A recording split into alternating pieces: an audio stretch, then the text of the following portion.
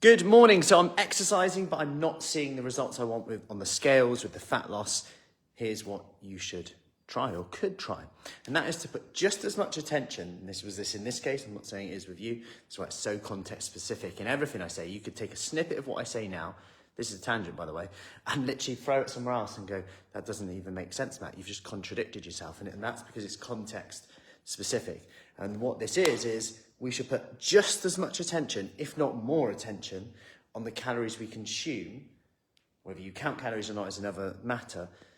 As we do, as much attention we do is how many calories we burned in a session, okay? Quite often we're kind of obsessed with this, and I see this a lot, is that, if I've burned 200 calories, can I burn 300 calories? I should lose fat now. And we're really obsessed with how many calories we're burning. Yeah, this is quite inaccurate. It's a guide. It's a rough guide. If you were to really measure it properly, how they actually do in studies, it would take a lot of money and equipment and faff to actually do, but the accuracy would be much better.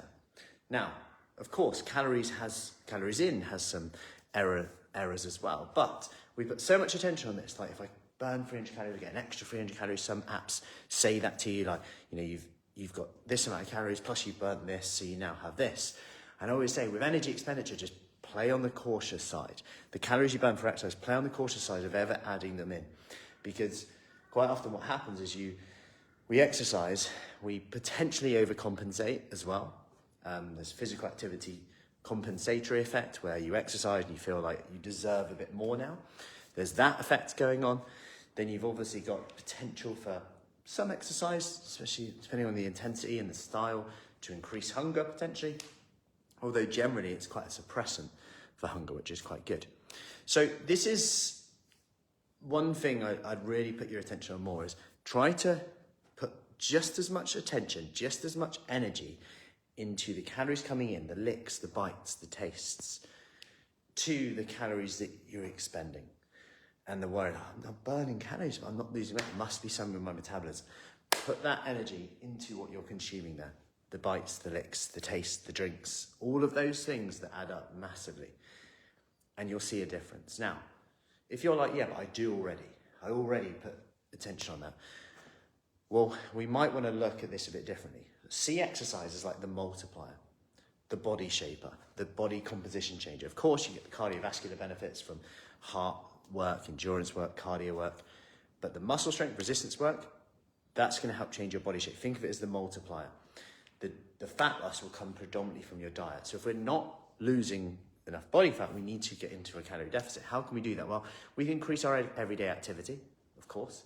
And a great way to do this is via NEAT or some structured exercise like walking a bit more, standing up a bit more, that increases your energy expenditure through the day. Or like some people complain about how much I wave my hands around. I probably burn about 300 calories a day from that. But it can really add up. And I always say this, but sometimes as well on the food side, sometimes just track your food for a week. Like the amount of times I speak to people and they find these aha moments like, wow, mayonnaise, I've just wasted like 200 calories today on mayonnaise. Didn't really add anything. Wow, this oil on my meal here didn't really add anything. All of a sudden, it's like, yeah, if you get rid of them, that's like 500 calories a week. That's £1 a week you're losing now without losing any volume. I'm not saying that these are bad foods and you have to restrict, but it's about looking at the little changes that you're willing to make. So I spoke to someone before and they were like, yeah, just have some in the evening. They've switched to these like kombucha, little fizzy drink things. Yeah, they're quite expensive. Probably work out about 80p a tin, £1 a tin, something like that for one drink like that. But alcohol's similar and there's a lot fewer calories and they enjoy it and they feel like they're having something quite sweet and that works for them. Might not work for you, but these are just ideas for you today. And the key thing is that we personalize it for you, we speak to you. That's where you'll get the best results. If you want more information on that and work with us on a one-to-one small group basis, comment below of Kickstart. Our summer Kickstart program is starting soon. So if you want more information on that, do comment below with summer and I'll see you soon. Happy Sunday.